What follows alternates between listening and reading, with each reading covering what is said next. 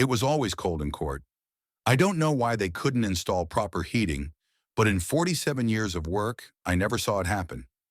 My fingers got used to flying over the keys of the stenography machine, even when they were numb from the cold.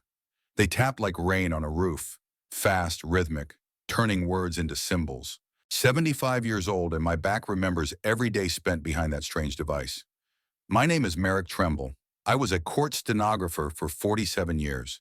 47 years of listening to other people's stories, murders and divorces, frauds and inheritances. While the lawyers played out their dramas and the judges banged their gavel, I sat quietly in the corner and wrote. Every word, every sigh, every objection, Your Honor. No one noticed me until I left. Then they suddenly realized that without a record, their words were worthless. All these years I saved money. Every paycheck, first 20%, then 30, and after my divorce from Violette, almost 50. I didn't spend it on fancy clothes, expensive restaurants, or new cars. My Adeline never understood that. Even as a teenager, she was ashamed of my old sweaters and worn briefcase. "Dad, why do you always look like you're wearing clothes from a thrift store?" she would ask, wrinkling her nose. She was 14 at the time, and her reputation among her peers meant more to her than anything else. I didn't explain. I just smiled and said, "It's warmer this way, dear." I didn't tell her about my dream. She wouldn't have understood anyway. A teenage girl wouldn't appreciate a 75-year-old man's desire to have a house by the lake with a terrace where he could drink coffee at dawn and listen to the water lapping against the rocks. Villette left when Adeline was 16. "Merrick, you love your savings more than you love us," she said as she packed her suitcases. Maybe she was right. I didn't object when she took half of what was in our joint accounts. But I didn't open the safe in the basement where the real savings were kept. Violet didn't look for it. She always believed what was on the surface. When Adeline married Windsor Flint, I hoped she would find happiness. But instead, she found the same dislike for my lifestyle. Windsor worked as an insurance appraiser, and every time we met, he looked at me with poorly concealed contempt. His gaze seemed to say, "An old man who saves on everything so he can die with money in his account." At the wedding, after a few glasses of champagne, he put his hand on my shoulder and said with feigned concern, "Merrick, you need to learn to spend money while you can still enjoy life. What's the point of saving for a rainy day if all your days are already gray?" I just nodded and took a sip from my glass. People don't understand the value of patience. They want everything at once. Big houses, luxury cars, exotic vacations.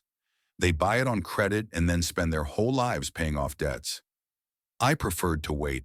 When the twins, Zamira and Havelock, were born, I hoped that my relationship with my daughter would improve. But Adeline only brought the children occasionally, and even then, not for long. She always found a reason to leave early. She had forgotten the children's milk, or Havelock had a fever. She felt uncomfortable in my small apartment, constantly looking around as if she were afraid of getting my modest furniture dirty. When my grandchildren turned 16, their visits practically stopped. Zamira was busy with ballet, and Havelock with soccer. At least that's what Adeline said on the phone every Christmas, explaining why they couldn't come. "Dad, you understand, the kids are so busy now. Zamira has a performance, and Havelock has to prepare for his exams. Maybe next year?" The next year was always the same. After retiring, I couldn't sit at home. The silence was oppressive, and my hands longed for the keyboard. So I agreed to work part-time, 3 nights a week, only for special cases when an experienced stenographer was needed. Young people didn't like night shifts, but by that time, I hardly slept at night, so the job was a lifesaver. The night court has its own atmosphere. Dim lights, the quiet footsteps of security guards, the rustling of paper. Emergency hearings related to high-profile arrests, sometimes interrogations that required immediate transcription. I loved this job even more than the day shift. Here, no one was distracted by phones. There were no yawning jurors, only the essence of the case, laid bare like a nerve.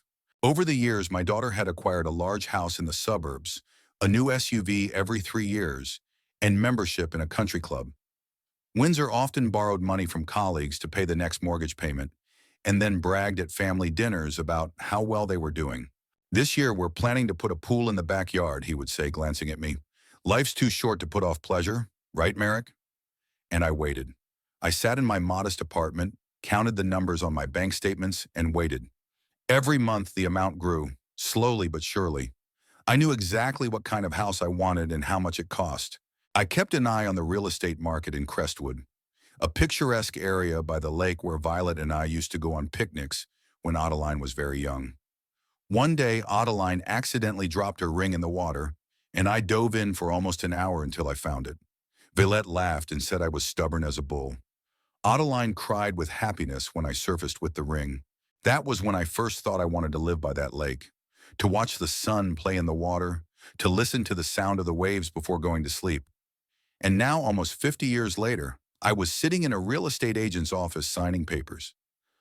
Cyrus Galloway, a man in his 40s, couldn't believe it when I told him I was buying the house without a mortgage. "Mr. Trumbull, are you sure? $2,500,000 is a significant amount to pay in one lump sum." I just nodded and handed him the check. I didn't explain that over the years I had learned to invest, that my modest savings had turned into substantial capital thanks to patience and caution. Why? He wouldn't have understood. Just as Adeline didn't understand, just as Windsor didn't understand, just as my grandchildren, who had grown up without my involvement, didn't understand. The house was exactly as I had imagined it all these years. 3 stories with large windows overlooking the lake, a terrace encircling the second floor, and a garden sloping down to the water's edge. 5 bedrooms, although I only needed one. A spacious kitchen with an island in the middle where I could cook while watching the sunset. A fireplace in the living room where I planned to sit with a book on winter evenings. When I got the keys, I sat on the terrace until nightfall, looking at the water. 47 years of waiting, 56 notebooks where I recorded every cent I spent, 284 refusals of vacations, new clothes, restaurants, and concerts. All of this has now materialized in the house of my dreams. The move was quick. I never had many possessions. I ordered new furniture, choosing each piece with the care of a collector. For the first time in my life, I didn't look at the price tags, but chose what I really liked. An oak bed with a carved headboard, a dark chocolate-colored leather sofa, a solid cherry wood desk for my study. Things that would outlive me. I called Adeline when I was completely settled in. I didn't want to hear comments about wasting money, about how at my age I should be thinking about a retirement home, not buying a mansion. "Dad, is something wrong?" Her voice sounded puzzled. I rarely called her first. "I moved, Adeline. I wanted to give you my new address." "Moved? Where? To a retirement home?" There was hope in her voice that cut deeper than I expected. "No, I bought a house in Crestwood, by the lake." The silence on the other end was so long that I thought the connection had been lost. "In Crestwood? But that's a very expensive area." "Yes, it's not cheap." "Dad, are you serious? Where did you get the money?" I explained briefly without going into detail. I told her that I had been saving my whole life, that I had invested wisely, that I had always dreamed of this house. She listened silently, then burst out with reproaches. "You had money all this time? When Mom asked for a vacation, when I needed to pay for college, when the twins wanted to go to summer camp, you had money all this time, and you didn't say anything?" "I had savings that I was putting aside for a specific purpose." "For a house you don't need at 75? Seriously, Dad?" I didn't argue. I just gave her the address and said I'd be happy if she came to see it. She hung up without saying goodbye. The first few weeks in the new house were like a dream. I woke up at dawn, went out on the terrace with a cup of coffee, and watched the sun rise over the lake. Then I would take long walks along the shore, read in the garden, and cook dinner in my new kitchen. In the evenings, I would sit by the fireplace and listen to old jazz records. 3 nights a week, I still spent in court, recording other people's dramas and tragedies. There were few neighbors. The houses were far apart, hidden by trees and hedges. But one morning, as I was working in the garden, a gray-haired man with a weather-beaten face leaned over the fence. "Good morning. You're the new neighbor, right? I'm Obadiah Wenworth. I live in the house on the right." We got talking. Obadiah turned out to be a former lighthouse keeper who had retired 10 years ago. Now he grew roses and was writing a book about sea legends. We quickly found common ground. 2 elderly men who preferred quiet and simple pleasures to the noise of modern life. Adeline arrived a month after my call. Without warning, with Windsor and the twins. I had just returned from the night shift and was making breakfast when I heard the doorbell ring. There she stood on the doorstep, my daughter, whom I had hardly seen in recent years. 42 years old, but still beautiful, with Violette's eyes and my stubborn chin. Behind her loomed Windsor in an expensive suit, and behind him the twins, tall and thin, with phones in their hands. "Dad," she said without a smile, "we decided to stop by and see your new house." I invited them in and offered them coffee and freshly baked rolls. They entered, looking around with undisguised surprise. Windsor whistled when he saw the panoramic windows and the view of the lake. "Damn, Merrick, you live like a king." Zamira and Havelock immediately scattered around the house, photographing every room. I could hear their exclamations from the upper floors. "There's a whole library here. Look, there's a hot tub. Have you seen the wine cellar? There are bottles here that cost more than my car." Adeline sat across from me, clutching her coffee cup as if she wanted to crush it. "Why, Dad?" she finally asked. "Why did you hide from us that you could afford all this?" "I didn't hide it. It was just money for a specific purpose. But you saw how Windsor and I struggled to pay for the children's education, how we skimped on vacations. All this time you could have helped, but you chose this." She gestured around the living room with its high ceilings and antique furniture. "This is my home, Adeline. What I've dreamed of for 50 years. At your age," she shook her head, "why do you need 5 bedrooms? Why do you need a wine cellar and a terrace? You don't even drink wine. It's just selfish, Dad." Windsor returned to the living room, still looking around with an appraiser's eye. "How much did you pay for it, Merrick?" "2 million. 3? 2.5, I replied, seeing no point in hiding it. He whistled again, then laughed. "And all this time we thought you were barely making ends meet. Damn, you're richer than all of us put together." Adeline shot her husband a warning glance, but it was too late. I saw what I had always suspected. They considered me a poor relative, a burden they had to take care of out of a sense of duty. Now their attitudes had changed. I could see the calculation in their eyes. "Dad," Adeline softened her tone, "this house is too big for you to live in alone. Maybe we could, help you with it? Come over on weekends, look after the garden?" I saw Windsor nudge her discreetly with his elbow and realized they were already mentally dividing up my house, imagining how they would throw parties here, invite friends over, show off the view of the lake. "Thanks for the offer, but I'm managing. Besides, I'm still working nights at the courthouse." "Working? At your age?" Windsor didn't hide his surprise. "Why?" "Because I like it. Because my mind is still sharp and my fingers are still fast." The twins returned to the living room and sat down on the sofa with their phones in their hands. "Grandpa," Zamira looked at me for the first time during the entire visit, "you don't mind if we come here with friends sometimes, do you? The beach here is so cool." I looked at her, a tall, beautiful girl who barely knew me, who didn't even call on my birthday, who was now looking not at me, but at the house I had bought with my entire life. "We'll see, Zamira. We'll see." They left an hour later, leaving me with the feeling that the house had been invaded. Adeline hugged me goodbye for the first time in many years and whispered, "Now you understand that we need to make up for lost time, Dad. Family should stick together." Mornings in Crestwood begin with fog. It spreads over the lake, envelops the piers and boats, penetrates the garden, and stops at the windows as if hesitant to enter the house. I fell in love with these early morning hours immediately. I wake up at 5:30 when the sun is just breaking through the horizon, make strong tea, and go out onto the terrace with a blanket. I sit and watch as the fog slowly dissipates, revealing the lake in all its glory. My new life in this house began with arranging the furniture. Most of my belongings were delivered directly here: the bed, sofas, armchairs, tables. But I transported the books, records, kitchen utensils, and clothes myself in my old Volvo, which, despite 17 years of service, still ran like clockwork. 6 trips between my old apartment and my new home, and my former life was completely packed into cardboard boxes. It took 2 weeks to unpack. I took my time, enjoying the process.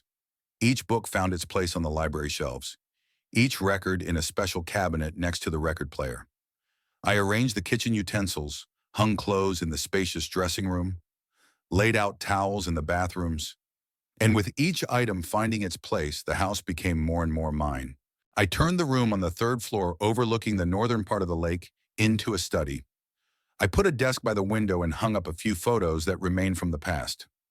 Adeline at 5 years old with a lollipop bigger than her face, Violette in an off-the-shoulder dress, a photo from our first meeting in the university library, my parents in front of their small house in Providence, and one new one, a panorama of the lake that I took on the first day after moving in.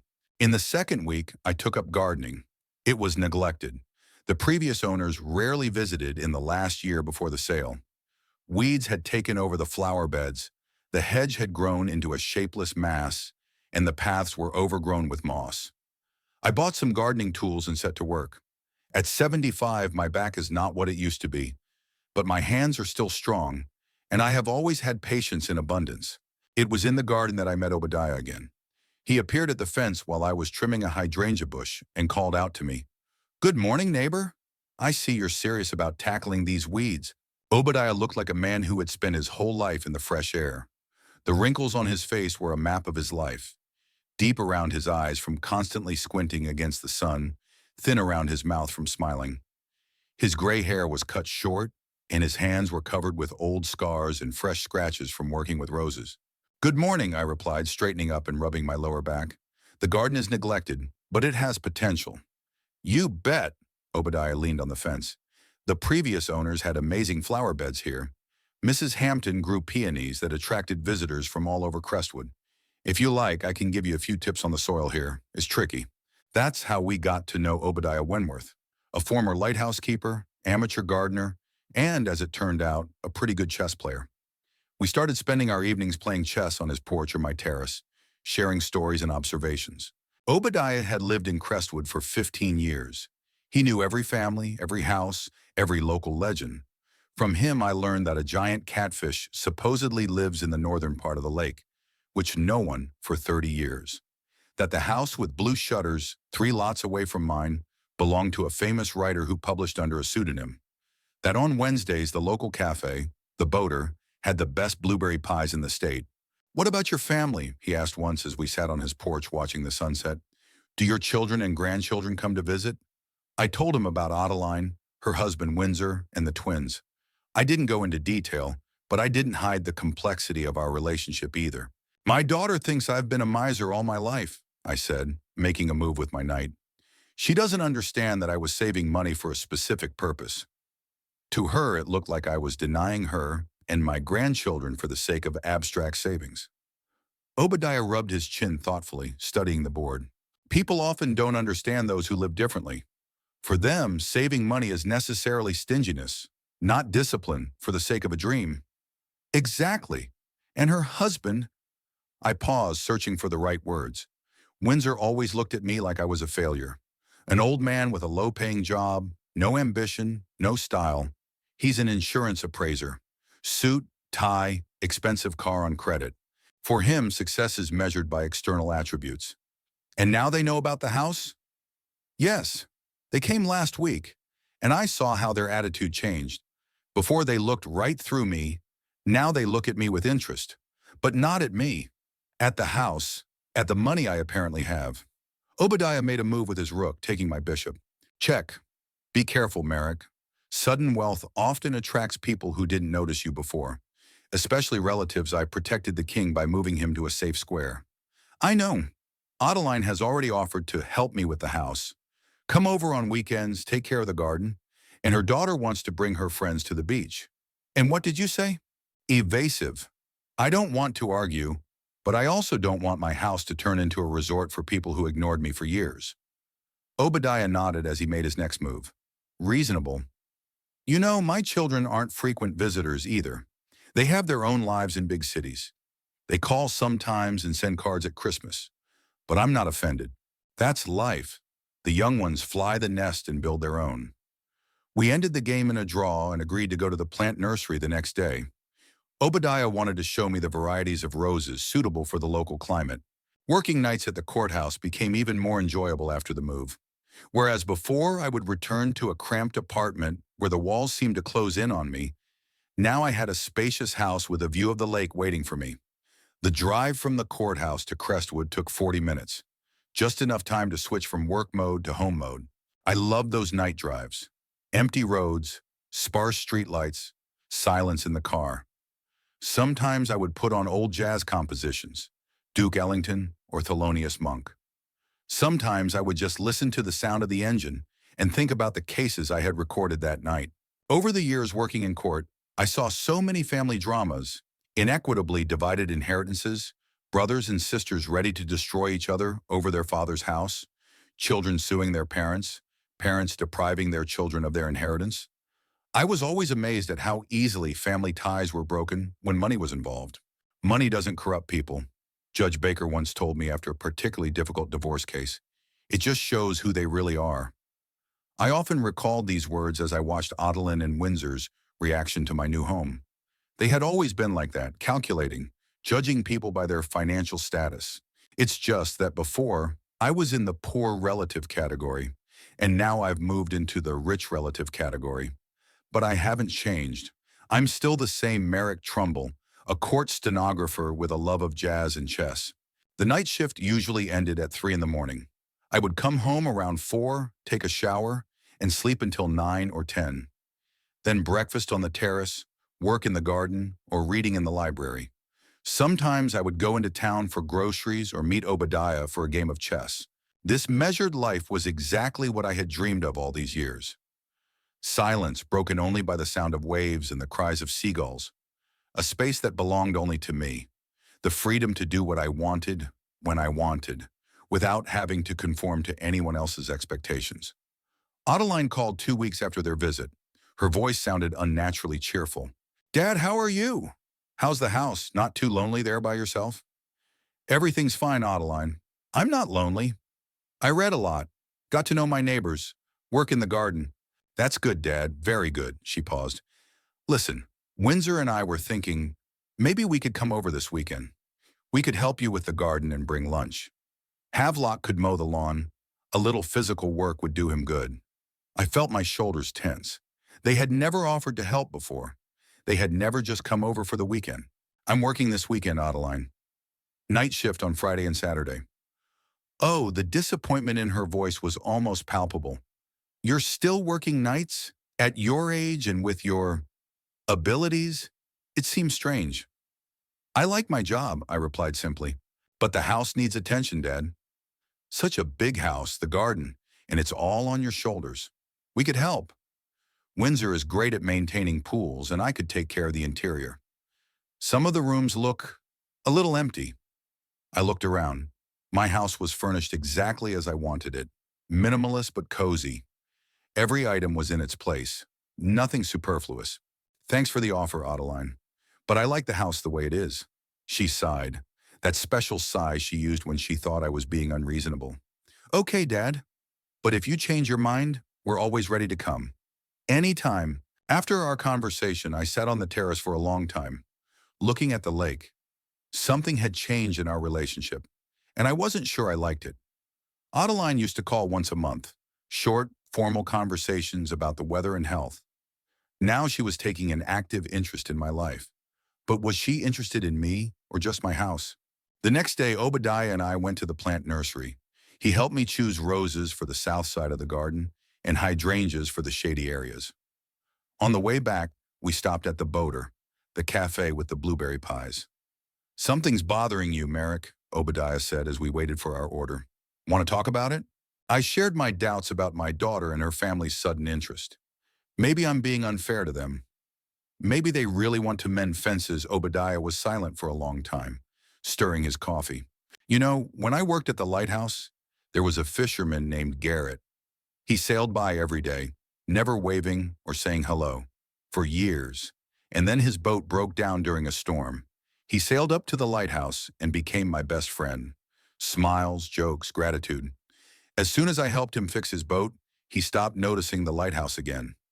People often befriend not you, but what they need from you." The pies were truly delicious, juicy, with a perfect balance of sweetness and tartness. We ate in silence, each lost in our own thoughts. "It's not that I don't want to see my daughter and grandchildren," I said as we were walking back to the car. I just don't want them to treat my house as their property. I've waited too long for him. Then set boundaries, Obadiah replied. Be clear about what is and isn't acceptable. Don't expect them to figure it out for themselves. In the evening, I sat in my office, preparing for the night shift. I was going through notes from previous meetings and checking the stenography machine. Outside the window, dusk was falling, painting the lake in shades of purple. At that moment, the phone rang. The screen lit up with Zamira's name, for the first time in many months. Grandpa? Her voice sounded unexpectedly soft. It's Zamira. I just wanted to see how you were doing. I tensed, expecting a catch. Zamira never called just like that. Thank you, Zamira. I'm fine. Getting ready for work. It's cool that you're still working. Many people your age are already, sitting in a rocking chair watching TV. I couldn't help the irony. She laughed, nervously, unnaturally. No, of course not. It's just great. Listen, Grandpa, I was thinking, my friends and I are graduating soon, and we wanted to throw a small party. Nothing fancy, 15 to 20 people. And your house by the lake would be the perfect place. We'd clean everything up afterwards, I promise. So that's what it was. Not a call from his granddaughter to her grandfather, but a request to use his house for a party. Zamira, I don't think that's a good idea. I value peace and quiet in my home. But Grandpa, her voice took on a pleading tone, it's graduation. It only happens once in a lifetime. And your house is so big and you work nights anyway, we wouldn't even cross paths. I'm sorry, Zamira, but no. Maybe you could have the party at your parents' house. Their yard is too small, and the neighbors are always complaining about the noise. And you have such a secluded place. Now please, Grandpa, I've never asked you for anything that was true. She had never asked me for anything, because she had hardly spoken to me before the house on the lake appeared. I'm sorry, Zamira, but the answer is no, she snorted, the same sound Adeline used to make as a teenager when she didn't get her way. Okay, sorry to bother you. She hung up without saying goodbye. I put down the phone and looked at the lake, now almost black in the darkness. Strange, all my life I had dreamed of a large, friendly family, of grandchildren coming to visit on weekends, of family dinners on the terrace, of walks together along the shore. But instead I got relatives who were only interested in my house. An hour later I was already in court, setting up my stenography machine for the night session. Here, among familiar sounds and smells, among people who valued me for my professionalism rather than the size of my bank account, I felt at home. My fingers ran easily over the keys, turning words into symbols that would later become the official record. Your Honor, said the prosecutor, a tall man with sharp features, the defendant deliberately misled his family about the company's financial situation. I typed without listening to the substance of the case. Another financial dispute, another family destroyed by money. The usual story. I returned home at 4 a.m, tired but with a sense of accomplishment. My house greeted me with silence and coolness. I took a shower, drank a glass of warm milk, and went to bed, looking at the stars through the panoramic window of my bedroom. At that moment, I was absolutely happy. I had the house of my dreams, a job I loved, and a new friend in Obadiah. Summer nights in court always seemed particularly stifling to me. Despite the air conditioning, the air in the courtroom remained heavy, filled with tension and fatigue. That Wednesday, a real estate fraud case was being heard, yet another scheme involving inflated prices and forged documents. My fingers moved almost mechanically across the keys of the stenography machine, recording testimony, objections, and the judge's comments. At one point, I caught myself thinking that, in 47 years of work, I had recorded more human drama than most writers could invent in a lifetime. The hearing ended at 3:30 a.m. I packed up my equipment, said goodbye to the night guard Silas, and went out to the parking lot. It was a warm night with a scattering of stars in the dark sky. I got into my car and closed my eyes for a moment. Fatigue washed over me in waves, but I had a 40-minute drive ahead of me to Crestwood, and I needed to stay alert. The road was almost empty at that hour. The occasional headlights of oncoming cars, the quiet hum of the engine, jazz coming from the speakers, all of this created a special atmosphere that I had come to appreciate over the past few months. Night drives had become a time for reflection, when no one called, asked, or demanded anything. just me, the road, and the music. When I turned into the driveway of my house, the clock on the dashboard read 4:25. The first rays of dawn were already painting the sky in the east a soft pink. I turned off the engine and admired my house for a moment. 3 stories of dark wood and glass reflecting the pre-dawn sky. Even now, months after buying it, the sight of this house, my house, filled me with a deep sense of satisfaction. "Good morning, Merrick." Obadiah's voice made me jump. I hadn't noticed my neighbor standing by the hedge that separated our properties. "Obadiah, what are you doing up so early?" I got out of the car, feeling my fatigue give way to surprise. "Roses are best watered at dawn," he said, pointing to the watering can in his hand. "And you, as always, are back from work?" I nodded, moving closer. Obadiah looked unusually tense, his usually relaxed posture replaced by a certain stiffness. He shifted from foot to foot, glancing at my house, as if he wanted to say something, but couldn't bring himself to do so. "Is something wrong, Obadiah?" I asked, feeling a growing sense of unease. He paused, put the watering can on the ground, and rubbed his chin, a gesture I had already learned to recognize as a sign of his inner struggle.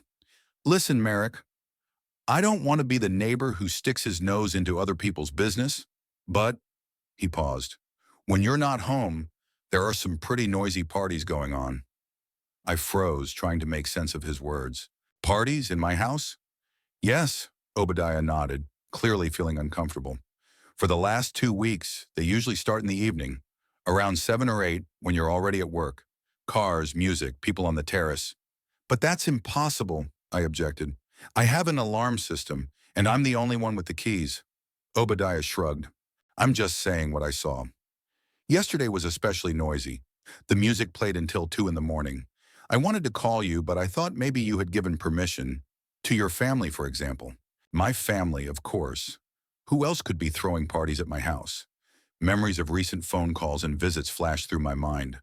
Adeline offering to help with the house, Samira asking to throw a graduation party, Windsor assessing each room with the eye of a real estate agent. "Thanks for telling me," I said, trying to keep my voice calm, even though I was boiling inside. "I'll take care of it." Obadiah nodded, clearly relieved that the conversation was over. "Let me know if you need any help." And I'm sorry if I was wrong. I walked slowly toward the house, my thoughts confused with fatigue and anxiety. How did they get inside? When I installed the security system, I set it to recognize only my fingerprint. If someone had tried to break down the door or smash a window, the alarm would have gone off immediately, and I would have received a notification on my phone.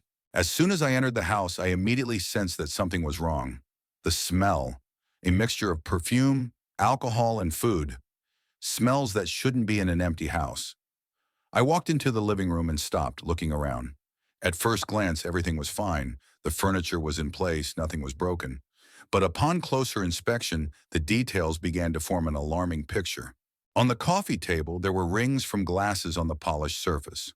On the sofa, there was a small pillow that usually lay in the armchair by the window. On the floor by the fireplace, there were crumbs from chips or crackers.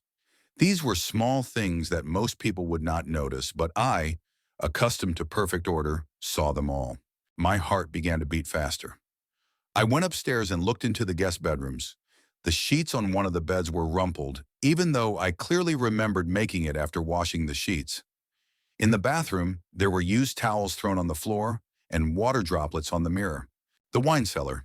A sudden thought made me almost run downstairs and open the door to the basement. Turning on the light, I descended the wooden steps. The cellar was my pride and joy, a small collection of rare wines that I had started collecting immediately after buying the house. Not because I drank a lot myself, a glass or two on special occasions, no more. But I like the idea of collecting, the process of choosing, studying the history of each bottle. I immediately noticed the empty spaces on the shelves. 3 bottles, a 2010 Bordeaux that I bought at auction, and 2 Italian Reds, whose names I couldn't remember now. 2 crystal glasses from the set that stood on the table at the entrance were also missing. Going back up to the living room, I walked over to the cabinet where the security system equipment was stored. The security camera monitors were turned off. I didn't usually leave them on all the time to save electricity. Turning on the system, I opened the archive of recordings from the last 2 weeks. The first recording was from last Tuesday. The camera at the front door showed Adeline, Windsor, Zemi, and Havelock approaching the house around 7 in the evening. Adeline was holding a key, the spare key I had given her just in case, when she insisted on it during their first visit. The security system didn't work. She obviously knew the code, which I, like a fool, had told her when she asked just out of curiosity. They entered the house as if it were their own, turned on the lights and opened the windows. Half an hour later, the first guests began to arrive. 5 middle-aged couples, well-dressed, with bottles of wine and gift bags. Windsor greeted them at the door, smiling broadly and gesturing for them to come in. Adeline bustled about in the kitchen, arranging appetizers on my best plates. I switched cameras, watching my house turn into a reception area. The living room, the terrace, the kitchen, even the library. Everywhere there were people with glasses, laughing, talking, touching my things. Windsor was giving some kind of tour, showing them around the house, gesturing wildly. Without sound, I couldn't hear what he was saying, but it was clear from the expressions on the guests' faces that they were impressed. The last car left around 11 in the evening. Adeline and Windsor stayed the night, taking the master bedroom, my bedroom. The twins settled into the guest rooms. In the morning, they left, leaving the house in the mess I now noticed. I scrolled through the recordings. Thursday evening again. This time, only the twins arrived with a group of friends, a noisy bunch of teenagers who scattered throughout the house. They swam in the lake, grilled something on my barbecue, drank beer from my fridge. Havelock turned the stereo up full blast, and the camera on the terrace showed the neighbors' windows going dark as people closed their shutters to escape the noise.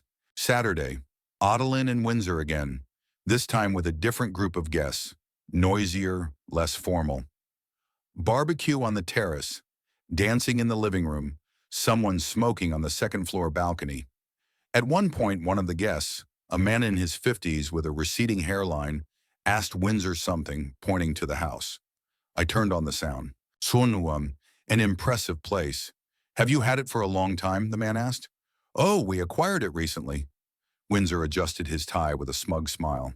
You know what they say, hard work and smart investments always pay off. The blood rushed to my face. He was passing off my house as his own. The house I had bought with 47 years of savings and sacrifices. He had casually appropriated with a few words. I continued to look through the records, and the picture became clearer and darker. In 2 weeks, there had been 6 parties at my house. 2 business parties organized by Windsor for colleagues and clients, 3 teenage parties thrown by the twins, and 1 family gathering with Adeline's relatives whom I didn't even know. The most disturbing thing was that they weren't just using the house. They were treating it and its contents as their own property. Windsor opened my best wines, Zamira tried on my antique marine binoculars as an accessory, and Havelock used my study to play video games on my computer's big screen. Adeline had rearranged some of the paintings, moved the furniture in the living room for better energy flow, and seemed to have thrown away the old photographs that stood on the mantelpiece, pictures from my youth that I had carefully preserved. In the last recording, dated last night, Windsor was standing on the terrace with a glass of my collectible whiskey, talking to a group of men in suits. I turned on the sound. Yeah, of course, formally the house belongs to my father-in-law. He took a sip, smiling. But he's an old man. He lives at work and sleeps. The old fool clings to his job, even though he's long overdue for a nursing home. This house is too big for one person, especially one of his age. My wife and I are already looking for a good facility for him. You know, with nurses, doctors, everything he needs. And then he gestured toward the terrace, the lake, the garden. All of this will be completely ours. The men nodded understandingly. One patted Windsor on the shoulder. Smart. Why would an old man who's going to die soon anyway need a house like this? He made an expressive gesture, running his thumb across his throat. They laughed. Everyone, including my brother-in-law. I turned off the monitor, feeling a wave of anger rise inside me that I had never experienced before in my life. They weren't just using my house without permission. They were planning to take it away completely, putting me in a nursing home. Me, a person with a clear mind, good health, and a job I loved, they had already written off, dividing up my property. My phone rang, snapping me out of my stupor. Adeline's name lit up on the screen. I took a deep breath, trying to calm down, and answered, "Dad?" Her voice sounded unnaturally cheerful. "How are you?" I was thinking, maybe we could stop by tonight? Windsor needs to discuss a project with his colleagues, and your house would be the perfect place to meet. Nothing special, 10 to 15 people max. I remained silent, not trusting my voice. "Dad? Are you there?" Her tone became irritated. "Yes, Adeline, I'm here," I finally replied, trying to sound normal. "I'm sorry, but I can't make it tonight. I have plans. Plans?" She didn't hide her surprise. "What plans?" "You just got off work." "I have a meeting with my lawyer," I lied, surprised at how easy it was. "I need to discuss some issues with the will." There was silence on the other end of the line. Then Adeline spoke again, in a different tone, soft, caring. "Dad, are you okay? Should we come over to help, if you're not feeling well?" "I'm perfectly fine, Adeline. I just want to make sure my affairs are in order." Of course," she said too quickly. "That's right. But you would tell us if something was wrong, right? We're family. A word that should have meant support, love, trust. Instead, it meant people who were waiting for me to die so they could take over my house." "Of course," I replied. "Listen, I have to go. We'll talk later." I hung up without waiting for a response. The fatigue that had receded in the face of the shock of what I had seen now came back with a vengeance. I went up to the bedroom, my bedroom, where Adeline and Windsor slept, and lay down without undressing. Sleep did not come. My thoughts revolved around what I had seen, heard, and understood. All my life I had tried to be a good father. After Violette left, I worked 2 jobs so that Adeline could go to a good college. I saved money for her wedding, even though it meant postponing my dream of a house by the lake for another year. I never interfered in her life with Windsor, even though I could see he wasn't the kind of man who would make her happy. I tried to be a good grandfather to the twins, even though they always looked right through me, busy with their phones and friends. And this is how they repaid me. With invasion, lies, plans to take away the only thing I truly earned and deserved. I got up and walked to the window. The sun was already high in the sky, and the lake sparkled like molten silver. The beauty I had waited for all my life was now overshadowed by the betrayal of those closest to me. "No," I said aloud, surprising myself with the firmness of my voice. "No, this is my home, and I won't let them take it away." A plan began to form in my head, not clear, but clear in its purpose. I couldn't just ask them to stop. They would apologize, promise to do better, and continue behind my back. I needed something more radical, something they wouldn't expect from an old man who should be in a nursing home. I picked up the phone and dialed Obadiah's number. I needed an ally, and I knew I could trust him. "Obadiah, it's Merrick. Remember you said you'd help? I need your help. And something else. Do you know a good locksmith who could come today? I need to change all the locks in the house." I spent the next 2 days preparing for the inevitable. The locksmith Obadiah recommended came that same day and replaced all the locks in the house. I also called a security specialist who reconfigured the entire alarm system with new codes and added additional cameras in places that were not previously covered. The phone was ringing off the hook with calls from Adeline, but I didn't answer. I needed time to cool down and collect my thoughts. On the third day, Saturday, I decided it was time to put an end to this charade. I called Adeline and invited her and her family over for Sunday lunch. "We need to talk," I said, trying to keep my voice neutral. "Of course, Dad." She seemed delighted. "We'll be there around 1. Can I bring anything?" "No, just come," I replied, not wanting to continue the conversation. Obadiah came to see me in the evening as I sat on the terrace watching the sunset. He brought a bottle of whiskey and 2 glasses. "How are you?" he asked, sitting down opposite me. "Getting ready for war," I replied half jokingly, but without smiling. He poured us both a small measure and raised his glass. "To justice." We drank in silence. The amber liquid burned my throat, but it was a good feeling, a reminder that I was still alive and capable of feeling. "You know, there was one unwritten truth at the lighthouse," Obadiah began, twirling the glass in his hands. "If you don't set boundaries, the sea will take everything. The waves never stop. They always try. They always push. Only a firm boundary can hold them back." I nodded, understanding the metaphor. My family was like the sea, ruthless, relentless, ready to swallow everything I had created. I'm going to set a very firm boundary tomorrow, I said. And you're right to do so, Obadiah finished his whiskey. If you need support, I'm in the house next door. One call and I'll be here. He left, leaving me alone with my thoughts and a bottle of whiskey. I didn't drink anymore. I needed a clear head for tomorrow's conversation. Sunday morning was surprisingly clear and warm. I woke up early, took my usual walk along the lake, then made a simple lunch: roast chicken, mashed potatoes, salad. Nothing special, but I didn't see the point in trying. This lunch was not for celebration, but for a conversation that was long overdue. At exactly 1 o'clock, I heard the sound of a car pulling up. A minute later, the doorbell rang. They couldn't come in on their own. The new locks made sure of that. I opened the door. The whole family was standing on the doorstep. Adeline with a forced smile, Windsor, as always, in a suit even on his day off, and the twins both with phones in their hands. "Dad, we're so happy to see you." Adeline stepped forward, intending to hug me, but something in my gaze stopped her. "Come in," I said dryly, stepping aside. They walked into the living room, looking around with slight confusion. Did they notice the new security cameras, or did they sense the change in atmosphere? "Did something happen to the door?" Windsor asked, adjusting his tie. "Our key didn't work." "I changed all the locks," I replied, pointing them to the sofa. "Sit down. We need to talk." They exchanged glances but obediently sat down, Adeline and Windsor on the sofa, the twins in the armchairs on either side.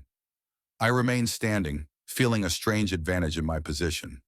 "I know you've been throwing parties at my house when I'm away," I began without preamble. There was a moment of silence. Adeline paled, Windsor frowned, and the twins suddenly became interested in their phones. "Dad, we can explain," Adeline began, but I raised my hand to stop her.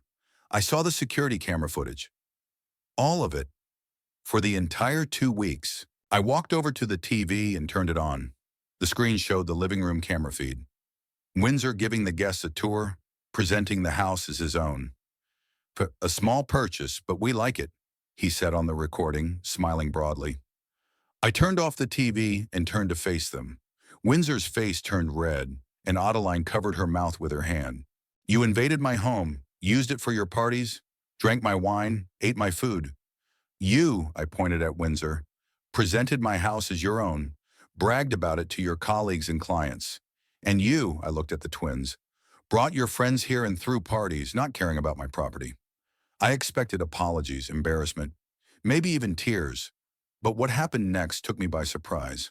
Windsor stood up straight and crossed his arms over his chest. "So what? It's a family home, isn't it? Why would one person need such a huge house? 5 bedrooms, a library, a wine cellar, all that for one old man?" I felt the blood rush to my face. "This is my house, which I bought with my own money." My voice remained surprisingly calm despite the storm inside. "Money you saved your whole life by denying your family," Adeline interrupted, jumping up from the sofa. "Do you know how many times I had to borrow from friends because you refused to help? How many opportunities the twins missed because we didn't have money for extra lessons?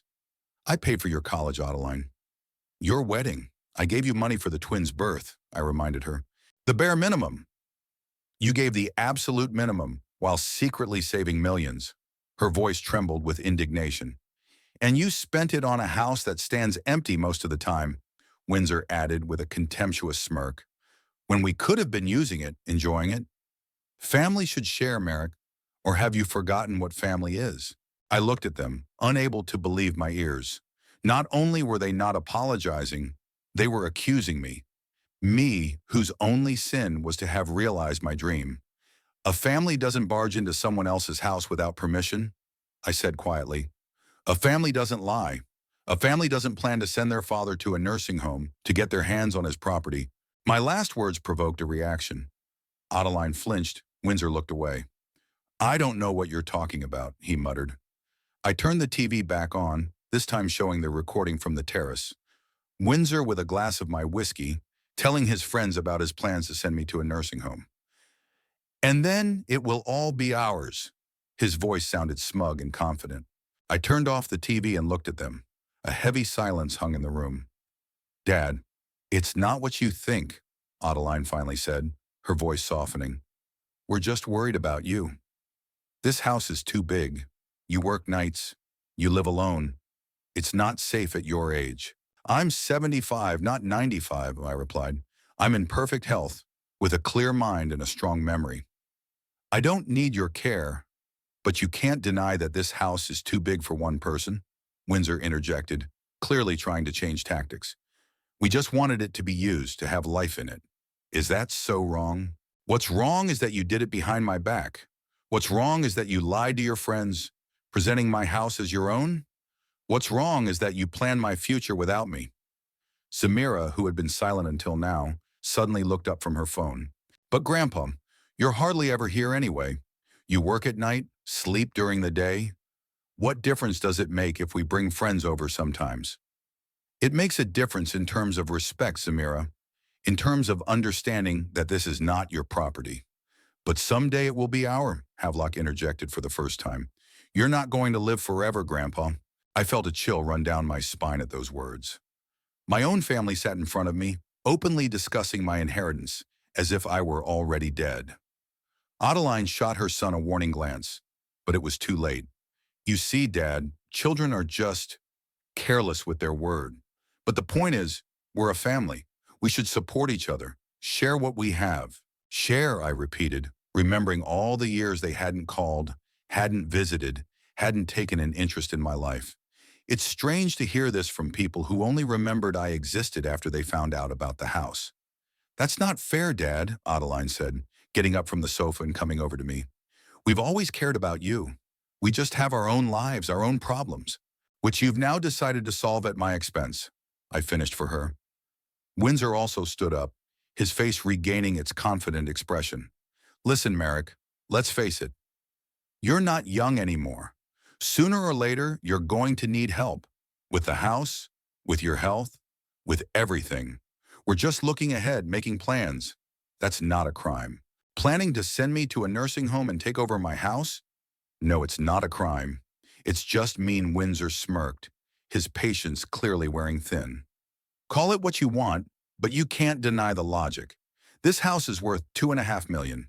At your age, you should be thinking about how to ensure a comfortable retirement, not clinging to material possessions. And you, of course, are ready to help me not cling to my house. I couldn't help but be sarcastic. Exactly. He didn't catch the irony. We could take over the management of the house right now. You would live here, of course, but we would take care of everything. Bills, repairs, cleaning.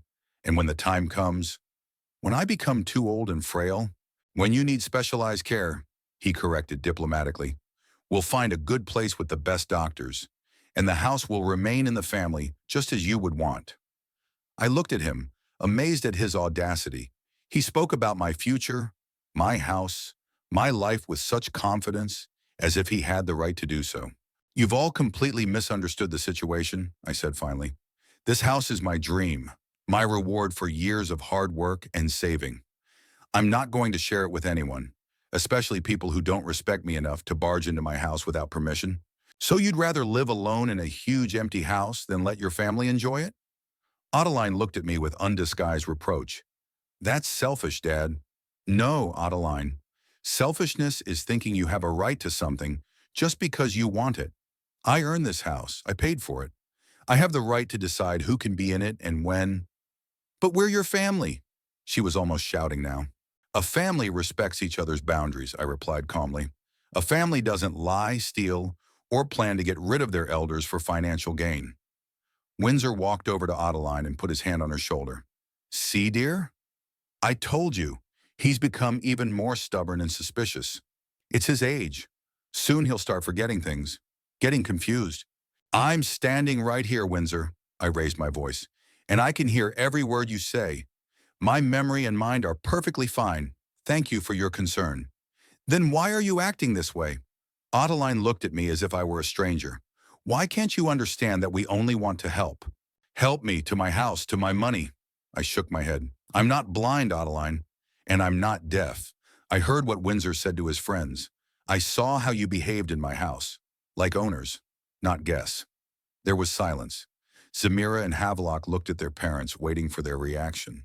Adeline looked confused, Windsor irritated. All right, he finally said, straightening up. You've made your position clear. We understand. This is your house, and you don't want to share it with your family. Fine. But don't come to us when you realize you can't handle it on your own. Windsor! Adeline shot her husband a warning glance. No, Adeline, enough, he ignored her. Your father has made it clear that he prefers his precious house to his family. So be it. But when the time comes, and it will come, Merrick, believe me, when you are too weak to live here alone, don't expect us to rush to your aid. I looked at him, feeling a strange sense of relief. Finally, the masks were off. Finally, the truth was out. I never counted on your help, Windsor. I've only ever counted on myself, my whole life. And as you can see, it's done me more good than harm. Adeline looked from me to her husband, clearly torn between us. But I knew whose side she would ultimately take. She had always chosen Windsor from the very beginning of their relationship. Dad, she made one last attempt. Please, let's not fight. We can find a compromise. Maybe we could only come on weekends? Or only when you give us permission? No, Adeline. No compromises. You have shown that you do not respect my boundaries. You entered my house without permission, used it as your own, planned my life behind my back. I cannot trust you after that. You can't trust your own daughter? Her eyes filled with tears. I can't trust people who have betrayed my trust, I corrected. No matter who they are to me. Windsor took Adeline by the shoulders. Come on, dear. There's nothing more for us to do here. Your father has made his position clear. Adeline hesitated, tears streaming down her cheeks. Dad, please. I think you'd better leave, I said firmly but without malice. All of you. Zamira and Havelock were already standing by the door, clearly ready to leave the unpleasant scene. Windsor pulled Adeline toward the exit. You'll regret this, Merrick, he said over his shoulder. Soon you'll realize that a house is just walls and a roof. Family is what really matters. If you really thought that, Windsor, I replied, you wouldn't be planning to send me to a nursing home for the sake of walls and a roof. He didn't answer, just led Adeline out the door. The twins followed them without saying a word of goodbye, their eyes glued to their phones. I closed the door behind them and leaned against it, feeling my legs tremble. The conversation had exhausted me more than a 12-hour shift in court, but with the fatigue came relief. The truth had finally been spoken. The mask had been dropped. I walked into the living room and sat down in my favorite chair, looking out at the lake through the panoramic window. The sun reflected off the water, creating thousands of sparkling fragments of light. The beauty I had worked for my whole life, the beauty I deserved. Lunch remained untouched in the kitchen.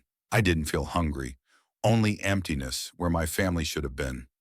A real family that supports, respects, and loves. The phone rang. Obadiah was probably worried about how the conversation had gone, but I didn't answer. I needed to be alone, to process everything that had happened, to understand that I had just possibly lost the only family I had. But had they ever really been my family? Or just people connected to me by blood, but not by heart? I stared at the lake without blinking until my eyes began to water. Or were they tears of tension? I wasn't sure. I knew only one thing. I wasn't going to give up. I wasn't going to let them take away what I had earned. I wasn't going to let them decide how I should live and where I should end my days. If they wanted war, they would get it. But I would fight my own way, quietly, methodically, with the patience of a man who had waited 50 years for his dream. After my family left, I sat in my chair for a long time, staring at the lake. Anger, disappointment, resentment, all these feelings swirled inside me like storm clouds before a storm. But I didn't let myself lose control. 75 years of life had taught me one thing. Impulsive decisions are rarely wise. I had to act deliberately, strategically. On Monday morning, I called the company that had installed my first security system. Abbott Security, how can I help you? A woman's voice came on the line. Good morning. My name is Merrick Tremble. I need to significantly upgrade my home security system. Of course, Mr. Tremble. What specifically are you interested in? Everything, I replied. New cameras with facial recognition, motion sensors, an alarm connected to a security console, and most importantly, a system that cannot be disabled without my personal presence. 2 hours later, technicians were already working in my house, installing a new security system. Miniature cameras appeared in every corner, every room, even in the basement and attic. Motion sensors that only reacted to human presence were integrated into the main system. I chose the most expensive service package, which included round-the-clock monitoring and instant security response. "Here you are, Mr. Tramble," said the chief technician, a man in his 40s with a neat beard, handing me a small device the size of a credit card. "This is your personal identifier. The system is configured only for it. Without this device, the alarm will go off even if you enter the correct code." I turned the small device over in my hands. Such a simple thing, but how much peace of mind it would bring me. "And no one can disable the system remotely?" I asked to be sure. "Only in our control center, and even then only after strict identity verification. You have a code word that only you know. Without it, we won't disable the system even if the president calls." After the technicians left, I called Obadiah. He arrived 15 minutes later with a bottle of scotch and an attentive look. "How are you?" he asked, sitting down in the chair opposite me. "Better than could be expected," I replied, pouring whiskey into glasses. "At least now I know exactly what I mean to my family." We drank in silence. The whiskey burned my throat, but it was a pleasant sensation, a reminder that I was still alive, still capable of feeling. "I have a plan," I finally said, "and I'm going to need your help." Obadiah nodded without asking any questions. I told him my idea, and as I explained, his eyes lit up with growing interest. "That's elegant," he commented when I finished. "I didn't expect such sophistication from a court stenographer." In 47 years in court, I've heard many stories of revenge. Most of them ended badly because people acted out of anger. I'm not going to repeat their mistakes. The next day I went to the bank, where I met with my financial advisor, Laurel Beach. She had been working with me for 20 years and knew everything about my finances. "Merrick, it's been a while," she smiled, shaking my hand. "How can I help you?" "I need to set up a trust fund and transfer ownership of my house."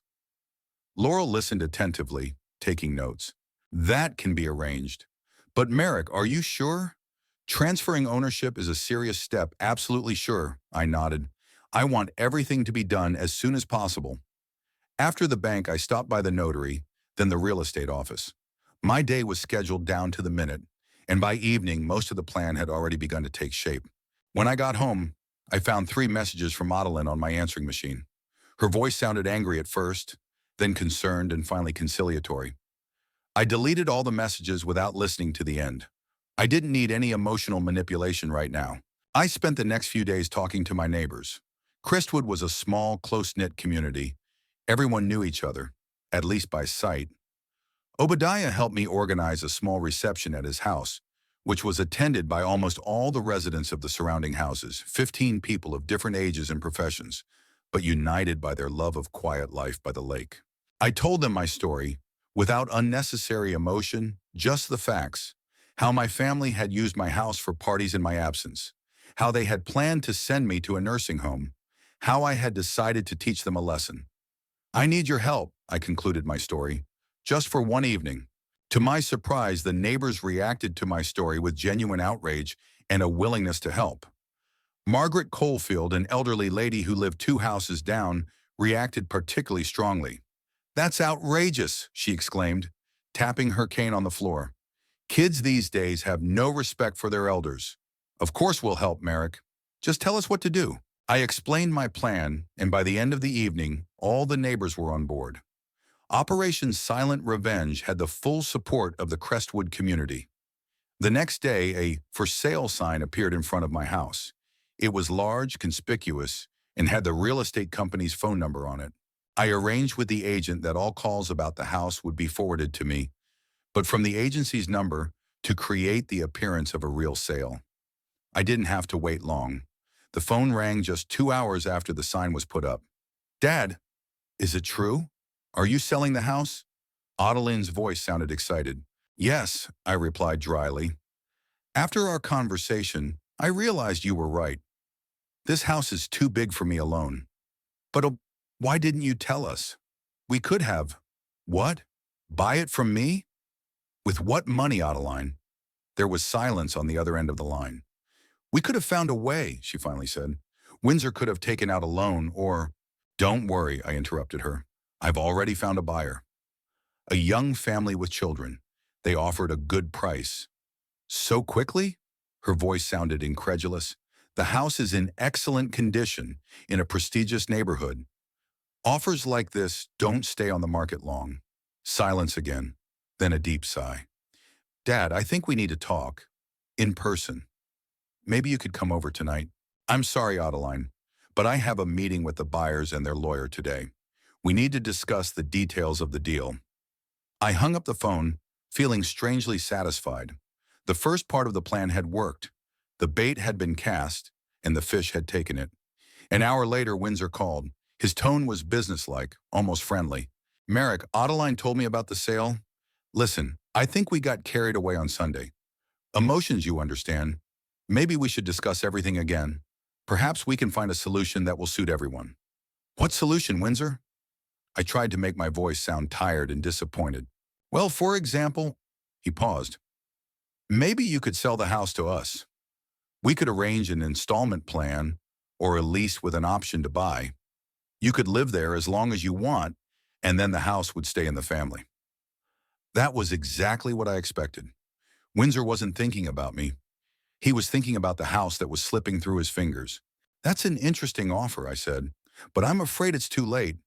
I signed a preliminary agreement this morning. Preliminary means it's not final, he said, his voice taking on a note of insistence. You can always change your mind. Find a reason to back out. Listen, let's meet tonight and discuss everything like adults. I'll stop by around 7, okay? I held back a smile. Everything was going according to plan. Okay, Windsor. 7 o'clock after the call, I immediately contacted Obadiah and the other neighbors. The plan was entering its decisive phase. In the evening, around 6:30, I was already at Obadiah's house, watching my house through the window. The neighbors had gathered there, all 15 of them, ready to play their parts in my little play. At exactly 7 o'clock, not only Windsor's car pulled up to my house, but 2 more cars. Adeline, Windsor, the twins, and a few other people I remembered from the camera recordings got out of them. Windsor's friends, the very ones he had bragged to about his house. They brought a support group, muttered Obadiah, standing next to me at the window. Clever. It won't work, I replied, taking out my phone. It's time to start the show. I dialed the number of my security company, Abbott Security. Merrick Trumbull, code word, stenography. I have an unauthorized intrusion on the premises. Please send a squad, understood, Mr. Trumbull. A patrol will be there in 7 minutes. I hung up and nodded to Obadiah. He smiled and left the house, heading toward my property. The other neighbors followed him, splitting into small groups as we had planned. From my vantage point, I could see Windsor trying to open the door with his key, but of course he was unsuccessful.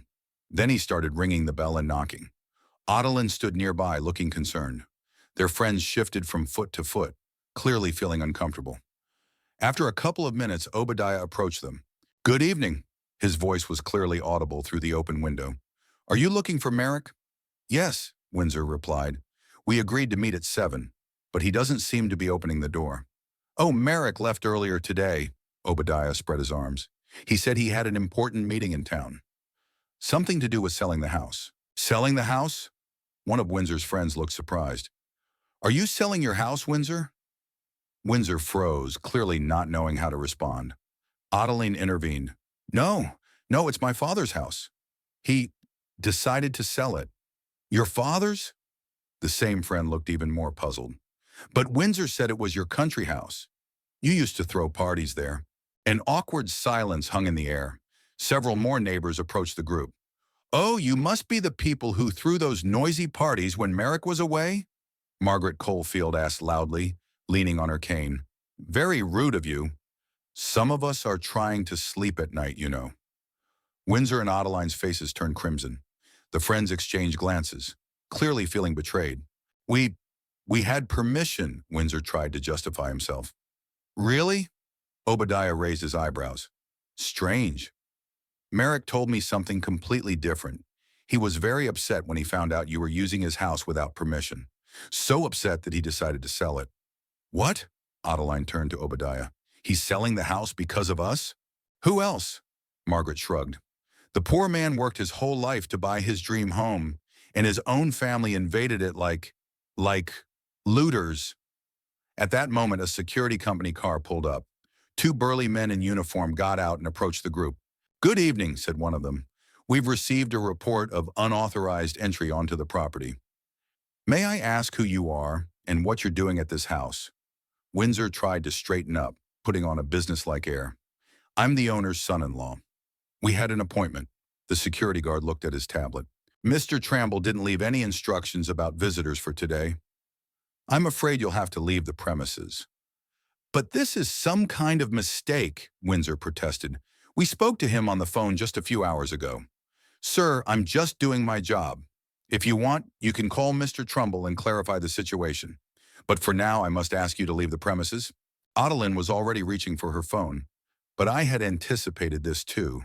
My phone was turned off, and all calls were being redirected to voicemail. "He's not answering," she said after several attempts. One of Windsor's friends, a tall man in an expensive suit, stepped aside. "Windsor, what's going on here? You said this was your house. You had a business reception here last week." "I can explain, Jeremy." But it was too late. One by one, Windsor's friends began to return to their cars, casting puzzled and disappointed glances at him. Adeline stood with her hand pressed to her mouth, clearly on the verge of tears. The twins looked at their phones, trying not to make eye contact with their neighbors. "Please leave the premises," the security guard repeated more insistently. Windsor, red with humiliation, grabbed Adeline's hand and pulled her toward the car. The twins followed them. A minute later, all three cars were gone, leaving only a cloud of dust behind. The neighbors began to applaud. Obadiah gave a thumbs up toward the window where I was standing. The plan worked even better than I had expected. Windsor had been publicly exposed in front of his friends and colleagues. Adeline had seen the consequences of their actions. Most importantly, they believed that I was really selling the house. I left Obadiah's house and joined the neighbors, who were still standing outside my house, animatedly discussing what had happened. "Thank you, everyone," I said, looking around at these people who, just a week ago, had been mere neighbors, but now had become something more. "You have no idea how much this means to me." Margaret patted me on the shoulder with her small but strong hand. "You're welcome, dear. It was even fun. It's been a long time since I've been on an adventure like this." We all laughed, and the tension of the last few days began to lift. I invited everyone to an impromptu dinner, pizza and wine on my terrace overlooking the lake. They agreed enthusiastically, and the evening that began as an act of revenge turned into a warm gathering of new friends. Sitting at the table listening to the conversations and laughter of my neighbors, I thought about how strange life is. I had lost my biological family, but I had found a new one. A community of people who respected me, my boundaries, and my right to make my own choices. "To Merrick," Obadiah raised his glass, "and to his brilliant plan." "To Merrick," the others agreed. I smiled, raising my glass in response. The plan had indeed worked perfectly.